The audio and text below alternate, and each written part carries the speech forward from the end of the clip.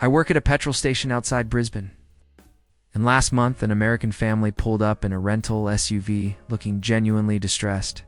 The dad jumped out and said their GPS was broken because it kept showing distances wrong.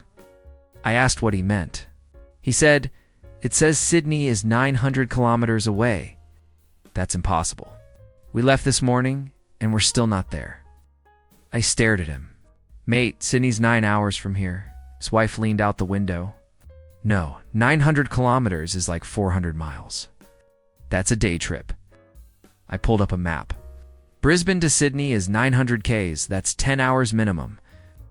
The dad shook his head. In America, we drive from New York to Florida in one day. That's 1,200 miles. This is shorter, pointed at the map again. This is Australia. Roads are different. No highways, the whole way. He cut me off. We rented an SUV specifically for long distances. The guy said it had cruise control. His teenage son groaned from the back seat. "Dad, maybe we should just listen." The dad ignored him. "How much further to Sydney right now?" 7 hours. Minimum. He checked his watch. "It's already 2 p.m. Yeah, you won't make it tonight." He looked at his wife, then back at me. "Can we drive at night?" "You can, but I wouldn't recommend it. Kangaroos." The son perked up. "Wait, seriously?"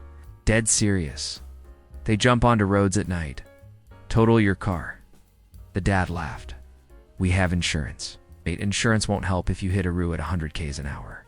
You'll be stuck in the middle of nowhere waiting for a tow. Could be hours before anyone finds you." The wife finally looked worried. "How many hours?" "Depends where you break down. Some stretches have no service." The dad pulled out his phone. "I have 5 bars right now. You won't in 2 hours." They stood there processing this. Finally, the wife asked, "So what do people do?" "Most people break the trip into 2 days. Stop in Coffs Harbour or somewhere halfway." The dad shook his head slowly, pulled out his American road atlas, and tried to compare it to Australia. His son took a photo of him doing this. They bought snacks, filled up, and left. The dad still looked convinced he could make it. I checked their Google review 3 days later. 1 star. Said Australian roads were deliberately inefficient, and accused our government of sabotaging. Tourism mentioned the kangaroo thing was probably exaggerated. A cousin works at a car rental desk in Perth, and an American couple insisted on driving to Melbourne for a wedding. She pulled up the route. That's 4,000 kilometers. You'd need at least 4 days. The husband laughed. "We drove Route 66. We can handle it." She zoomed in on the map. "This is the Nullarbor Plain. Longest straight road in the world. No towns for hundreds of kilometers." The wife smiled. "Perfect. We love road trips." We drove through Texas once. My cousin tried again. There's stretches with no petrol stations for 300 kilometers. The husband waved this off. "Our car has a full tank. That's good for 500 miles. Not in Australian conditions. Heat to rain, you'll use more fuel." He pointed at the rental agreement. "Says here it's fuel efficient." It is, but the Nullarbor is different. You need to plan fuel stops exactly. The wife pulled out her phone. "I'll just Google petrol stations along the way." "Oh, my cousin." "Look, between Norseman and Seduna, there's 3 roadhouses. That's it. If one's closed, you're stranded." The husband squinted at the screen. "What do you mean closed?" "Gas stations don't close. Roadhouses do. They're not 24/7s. Some close at 6 p.m. The wife's face finally changed. "Wait, what if we run out of fuel?" "You call emergency services. They'll send someone." "Could take 6 hours?" The husband sat back. 6 hours for a tow truck? If you're lucky. Might be next day, depending where you are." They looked at each other. The wife asked, "Do people actually drive this?" "Yeah, but they plan it. Carry extra fuel, water, food. Leave early. Check roadhouse hours." The husband rubbed his face. "How long does the drive actually take?" "For days minimum. 5, if you want to enjoy it." He checked his phone calendar, then looked at his wife. She shook her head. They flew to Melbourne. Left a 3-star review saying the rental company Didn't properly explain Australia's size and that. Our roads were underdeveloped compared to America. Suggested we add more gas. Stations, a guy drove into our Darwin mechanic shop last year with his hood smoking. American accent, completely panicked. He'd driven from Alice Springs without stopping for water. Not drinking water, radiator water? Our head mechanic asked. You drove 6 hours in 40-degree heat without checking your coolant? The guy looked confused. The gauge didn't say empty. Mate, the gauge shows temperature, not coolant level. Didn't you check before leaving Alice? Check what? I just drove. Our mechanic opened the hood. The radiator was bone dry. Engine overheated. You're lucky you didn't seize the engine completely, the American asked. How much to fix it? Need to check for damage first. Could be expensive if the head gasket's blown. The guy's face went red. This is a rental. They should have told me to check fluids. Rental companies expect drivers to do basic checks, especially in the outback. In America, rental cars are ready to go. You just drive. Our mechanic wiped his hands. This is Australia. Different conditions. You're supposed to check water, oil, tire pressure before long desert drives. The American pulled out his rental agreement. Nothing in here says I have to check fluids. It's common knowledge here. Everyone knows, well, I'm not from here. Our mechanic took a breath. Right, but you're driving through one of the hottest deserts in the world. Didn't seem important to prepare? The guy crossed his arms. The car was new. I assumed it was fine. New cars still need coolant. Ow. They went back and forth for another 10 minutes. The American kept saying it wasn't his fault, that rental companies should provide desert-ready vehicles. Where mechanic finally walked away to assess the damage. Turned out the head gasket was cracked. $1,500 in repairs. The American tried to argue with the rental insurance company, claiming the car was defective. They denied it. He posted on TripAdvisor warning people that Australian rental cars aren't maintained properly and that desert driving is a scam to charge tourists for repairs. He's apparently still fighting.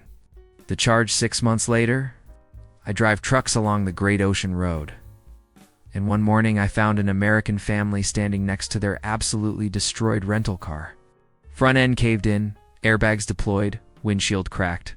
A dead kangaroo 20 meters up the road. I pulled over. Everyone okay? The dad nodded, looking shaken. We hit a deer. That's a kangaroo, mate. He looked back at it. Are you sure? Positive. What happened? His wife answered. It jumped in front of us. We were only going 70 Ks? No, miles. Like 100 kilometers per hour. I winced. At night? Yeah, around 11. We were trying to reach Melbourne. We drove the Great Ocean Road at night. The dad nodded. GPS said it was the fastest route. I looked at the car again. Mate, everyone knows you don't drive this road after dark. Ruse everywhere, he bristled. We didn't see any warning signs. There's signs every few kilometers. Big yellow ones with kangaroo symbols. The wife jumped in. We thought those were just decorative, like moose signs in Canada. I stared at her.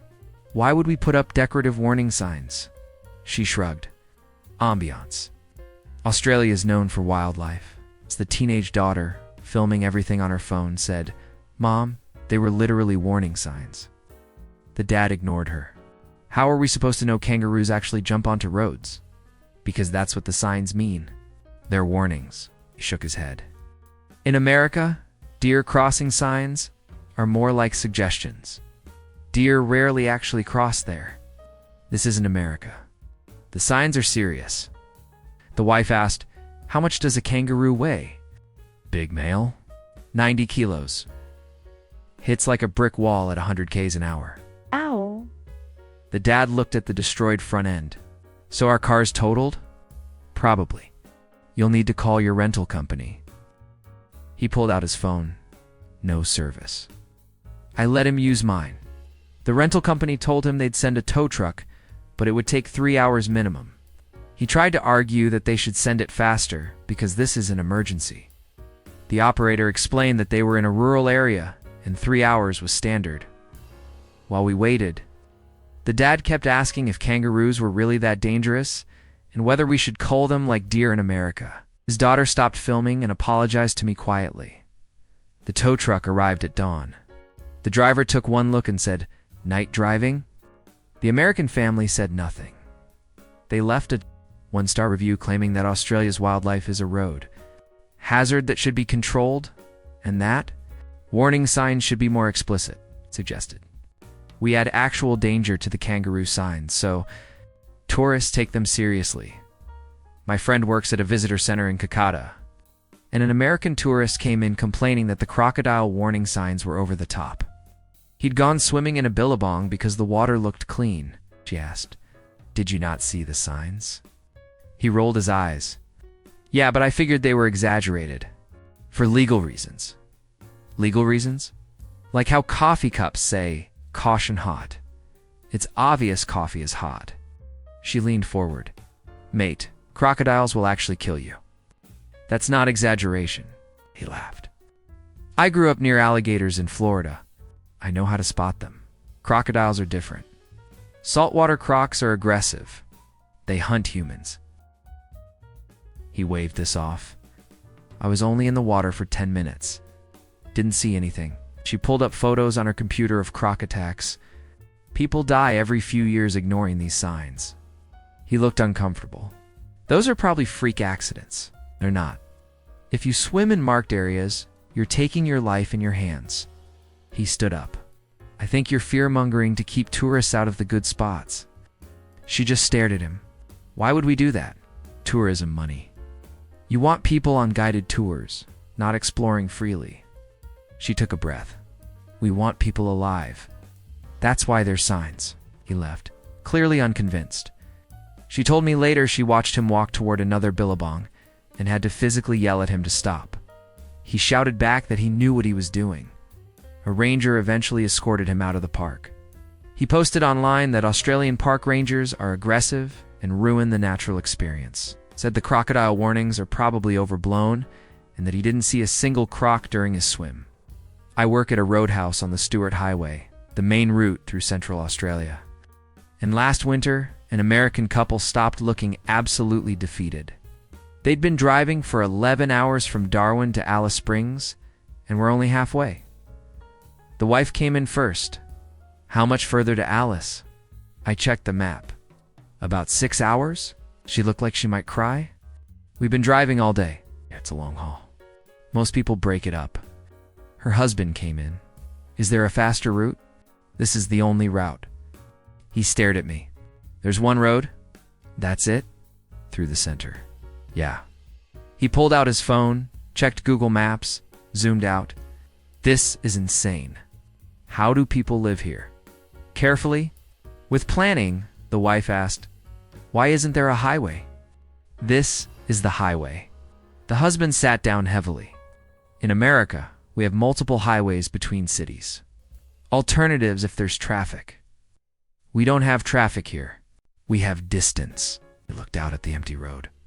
"What if something goes wrong?" "You call for help and wait. That's why everyone carries supplies." The wife noticed our wall of emergency supplies: water jerrycans, spare tires, first aid kits. "Do people actually need all this?" "Regularly. Cars break down. People run out of fuel. Get stuck." The husband shook his head. "This feels like driving through a third world country." I kept my face neutral. "It's just remote. Australia's massive, with a small population. We can't build infrastructure everywhere." They bought supplies, refueled, and asked if we had rooms. "We don't, we're just a roadhouse." I directed them to the nearest town with accommodation, another hour away. They left looking shell-shocked. The wife turned back at the door. "How do Australians do this regularly?" "We grow up with it. Know the distances. Plan accordingly," the husband muttered. "Americans would never tolerate this. That's why it's called the Outback." They made it to Alice eventually.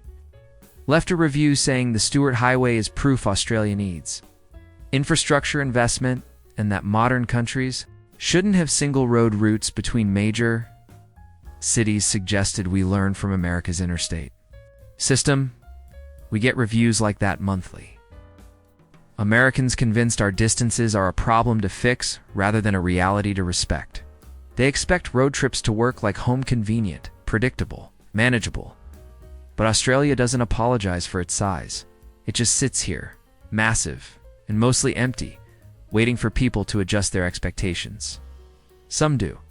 Others write angry reviews and book flights next time.